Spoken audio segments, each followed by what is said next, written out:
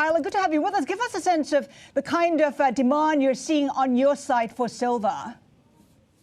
Hey, thanks for having me on, guys. Yeah, the demand has been incredible. It started pretty much, started earlier this month with the Senate, split Senate between the Democratic and Republican Party, and then with GameStop and the Reddit situation last week, we've seen that transition now to the precious metal market.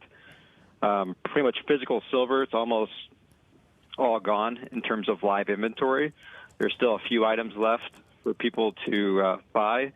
And I noticed, or I heard you speak about the physical price at $28.65 per ounce, but that's actually more of the paper price. Currently, we're seeing the premiums with the price to pay over spot, where to get actual physical silver in your hands is skyrocketing. I mean, most stuff on our website's at least 30% over spot, and we can't source it for much less than that right now from our wholesalers. So, Tyler, fair to say that people are kind of hoarding silver. They're not trying to make a profit right now. Right. We're seeing very few customers sell back to us in this market, and everybody's buying.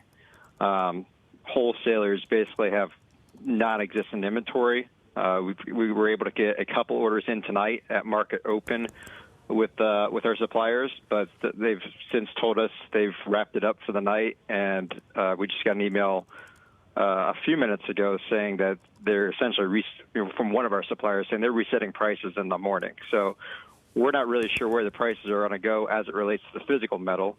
Paper prices, that's one part of the price, but the actual physical price, the price it would take for you to acquire physical silver is a different animal. What we saw last week was huge short squeezes. Were there many positions to squeeze when it came to silver, and what happened in the last few hours and days? Right. So retailers here in the United States especially, we had to shut down our websites. I think almost everybody shut down their websites late Saturday night, early Sunday morning. As it relates to us, we sold 10 times our normal weekend volume. So in order for us to, hedge our market position, we have to make an educated guess on how many ounces we'll sell over the weekend.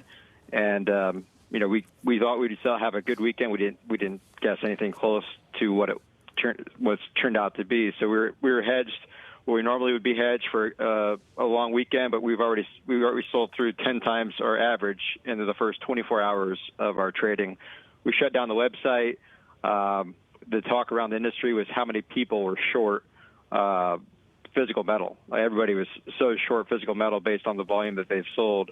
Tonight at market open, you saw it spike up $1.50. I think it went up to about a little bit over $29 an ounce for silver. It's pulled back a little bit here tonight, but it's still there's still lots of volume. Our website's been able to stay up, but we have thousands and thousands of people on the website currently trying to buy physical silver, and there's not too many products left for people to buy. Tyler, the point that also comes to is, are there a lot of naked shorts out there? That's one part of it, because it dovetails into the other part, which is a lot of people are actually perhaps going to take delivery of this silver. What are you making of that? Right. So, I would say that traditionally speaking, the banks have been incredibly short, silver. When you look at the trading reports, the top banks are incredibly short silver. In March of last year, when the pandemic hit, there was, you saw a divergence between the bank counter price, the price that banks were trying to transact at, and what the futures price was, which would be the delivery price. And I think in gold, it got up to like $70 or $80 an ounce over spot. And silver, there wasn't nearly as big of a squeeze as what we're potentially seeing here starting end of this last month going into February. We have to play out. We'll see how the U.S. market reacts at the open tomorrow. But it's definitely we've been doing this since 2012, and there's never been a weekend or a period of time that's been like what we've seen over the last 40 to 72 hours. Tyler, if you have to hazard a guess, do you think this will move to gold? I think that the initial demand from the Reddit community was to basically attack silver.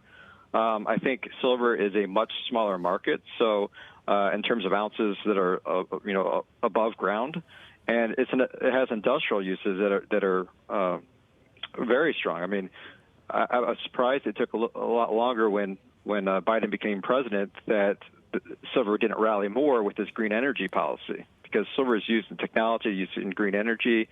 So I a little bit more time for it to go to gold. But, if you look at the gold to silver ratio, it's come down substantially with this price move here over the last 7 days.